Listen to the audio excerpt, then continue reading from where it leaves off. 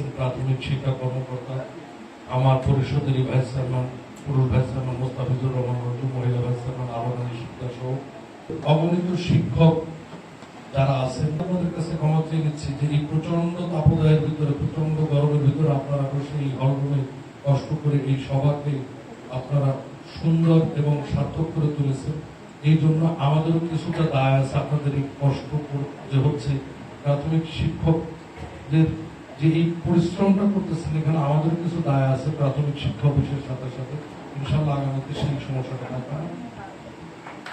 আসলে আমি সম্পূর্ণ বক্তব্য দেওয়ার কিছু নেই, আমি দুটো তিনটে পয়েন্টে কথা বলবো, এরপর আমাদের এখানকার শিক্ষকদের ভালো রাখা, শিক্ষা অফিসকে ভালো রাখার জন্য যা কিছু প্রয়োজন সেটা নাজিরপুর উপজেলা পরিষদ করবে, আপনারা উপস্থিত থাকেন। এখানে আর একটা প্রশ্ন পর্যায়ে চেষ্টা করেছি, কিন্তু যেহেতু একজন ফুল প্রেজেন্ট অফিসারকে এখানে অলরেডি ডিপ্লয়েড করা হয়ে গেছে, সেই ডিপ্লয়েডের বিরুদ্ধেও আমরা তদবির করেছি। জানি না রেজাল্ট কি হবে, তবে আমাদের প্রচেষ্টা অব্যাহত আছে। যেই থাকুক না কেন আপনাদেরকে নিয়েই আমরা কাজ করব, আপনাদেরকে নিয়েই আমাদের পথ চলা। এখানে আর একটা বিষয় আসছে, আপনাদের এই হলরুম, বাচ্চা হলো বিভিন্ন কথা বলতে চেষ্টা করছেন, বলেছেন হলরুমের বিষয়ে অনেক কথা হয়েছে, অনেক কার্যক্রম গেছে। সবশেষ সংক্ষিপ্ত পরিসরে বলি, মাননীয় সংসদ সদস্য মহোদয়ের বরাদ্দ থেকে হোক, উপজেলা পরিষদের সাহায্য থেকে হোক, বা তার যে কোনো প্রকল্প থেকে হোক, আমরা একটা সার্টেন টাইমের ভিতরে আপনাদের হলরুমের সংস্কার করে আপনাদের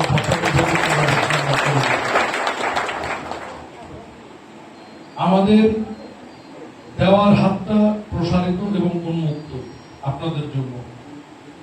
আমাদের কিছু চাওয়া আছে, এখানে উপজেলা নির্বাহী কর্মকর্তা মহোদয় আছে, আমি আপনাদের সন্তান, আপনাদের ভাই, আপনাদেরই পরিচিত, কিন্তু যেহেতু আমি একটা পদ অলঙ্কৃত করেছি, এই পদে এসে আপনাদের কাছে আমার চাওয়া আছে।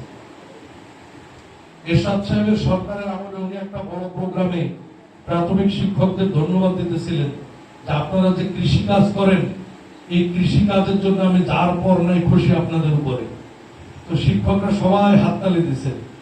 এরপরে বলছেন যে মনে বড় ব্যথা যখন শুনি কাজটা আপনি স্কুল টাইমে করেন। আমি আপনাদের নিশ্চয়ই বুঝাইতে পারছি, সর্বোচ্চ প্রচেষ্টা উপজেলা পরিষদ থেকে হবে, এমপি সাহেবের তরফ থেকে হবে। আমাদের চাওয়া, এর বিনিময়ে আমাদের সন্তানদেরকে উপযুক্ত পরিবেশে আপনারা শিক্ষা দান করবেন। মাদকের ভয়াবহতার বিরুদ্ধে আপনারা কথা বলবেন, যৌতুকের বিরুদ্ধে কথা বলবেন, সন্ত্রাসের বিরুদ্ধে কথা বলবেন।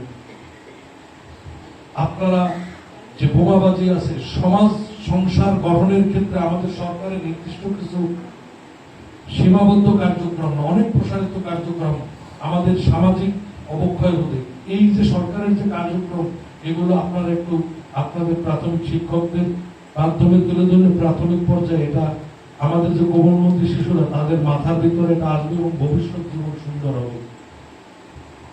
আর একটা বিষয় হচ্ছে, উপজেলা নির্বাহী কর্মকর্তা মহোদয়ের কার্যালয়ের সাথে আপনারা ওতপ্রোতভাবে জড়িত। আমাদের উপজেলা নির্বাহী কর্মকর্তা নতুন এসেছেন এখানে, আমরা প্রমাণ করে দিতে চাই উনি অথবা এর পূর্বে যেখানে চাকরি করে আসছেন তার মুখ থেকে যেন বলতে বাধ্য হয় নাজিরপুর ছিল আমার পোস্টিং এর ভিতরে সর্বশ্রেষ্ঠ এলাকা। আমাদের এই নির্বাহী কর্মকর্তা যেখানে যাবেন সেখানে গিয়ে উনি যেন বলতে পারেন যে আমি নাজিরপুরে ছিলাম, নাজিরপুর হচ্ছে আমার চাকরি জীবনের সবচেয়ে ভালো একটি এলাকা। প্রাথমিক শিক্ষকদের কাছে আমার অনুরোধ থাকবে, আপনাদের অবস্থান থেকে আমি আমার জায়গা থেকে সহযোগিতাটা করি, যারা অফিসার আছেন তারা তাদের জায়গা থেকে সহযোগিতা করি। আমার এই সব কথাগুলো বলার পিছনে একটাই কারণ, আমরা একটা ভালো পরিবেশ চাই, আমরা একটা শিক্ষার সুন্দর পরিবেশ চাই, আমরা একটা সামাজিক সুন্দর পরিবেশ চাই। এখানে আপনাদের অনেক সমস্যা আছে, আমরা জানি। এই সমস্যাগুলোকে আমরা ধীরে ধীরে কাজ করবো। এগুলো নিয়ে প্রাথমিক বিদ্যালয়ের শতভাগ বাউন্ডারি ওয়ালের কাজ করতেছি আমরা, সীমানা প্রাচীর যেটা, এখন আমরা শতভাগ ভবন নিয়ে কাজ করতেছি। আমাদের বড় একটা চ্যালেঞ্জ প্রাথমিক বিদ্যালয়ের যে আমাদের শৌচাগার যেটা, অর্থাৎ ভালো বাথরুমের ব্যবস্থা, সেটা শিক্ষকদের জন্য, ছাত্রছাত্রীর জন্য, সেটা নিয়ে আমরা কাজ করতেছি।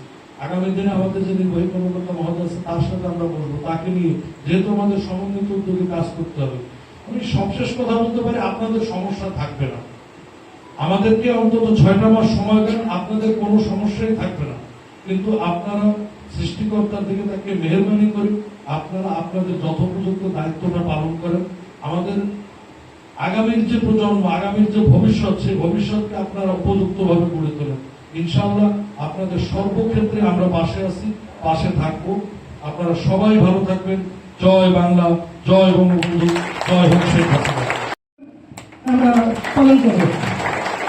এ পর্যায়ে উপজেলার নির্বাহী উপপ্রধানের জন্য আমি বিনীত আহ্বান জানাচ্ছি। জনাব সিংহ স্যার। ধন্যবাদ সঞ্চালককে।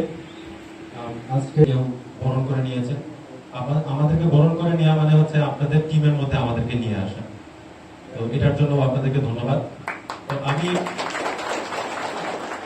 আমি আপনারা জেনেছেন যে এর আগে আমাদের যারা বক্তা রয়েছেন ওনারা অনেক সুন্দর এবং দিক নির্দেশনামূলক বক্তব্য দিয়ে গেছেন।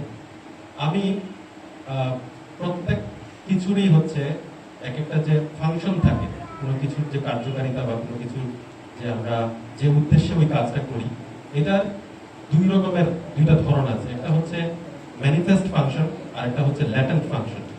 যেটা আমরা চোখে দেখি সেটা হচ্ছে ম্যানিফেস্ট ফাংশন, আর একটা যেটা চোখে দেখি না সেটা গুপ্ত অবস্থায় থাকে।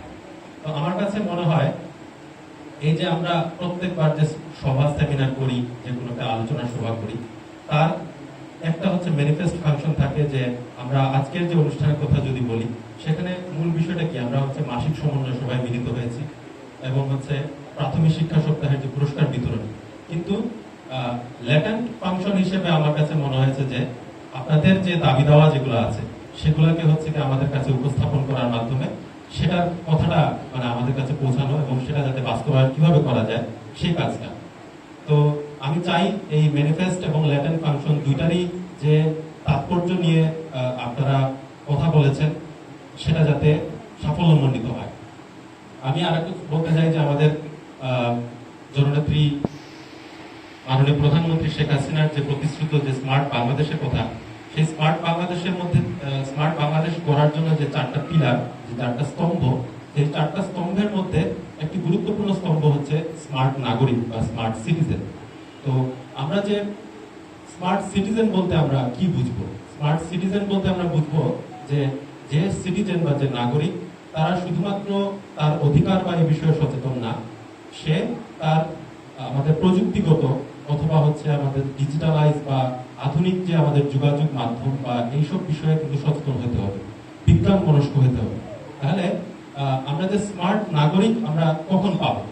আমরা কি এই স্মার্ট নাগরিক আমাদের কি করতে হবে? আমাদেরকে করতে হবে যে আমাদের যে আগামী প্রজন্ম যারা হচ্ছে আগামীর আমাদের ভবিষ্যৎ, তাদেরকে প্রস্তুত করতে হবে।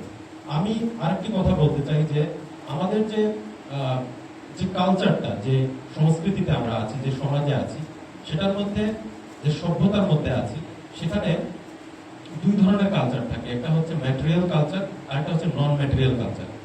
সেটা বই বিতরণ করার জন্য যে বিষয়গুলো আছে সেগুলো আপনারা নিয়মিত করে আপনারা আপনাদের কাজ সমাপ্ত করে যাবেন। আমরা একটু ছুটি নেই, কারণ আমার দেখি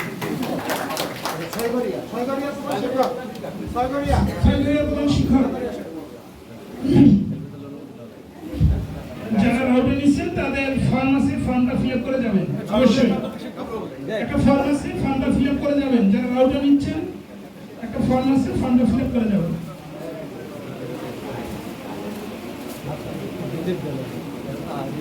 এরপর 132 দক্ষিণ শ্রীলঙ্কা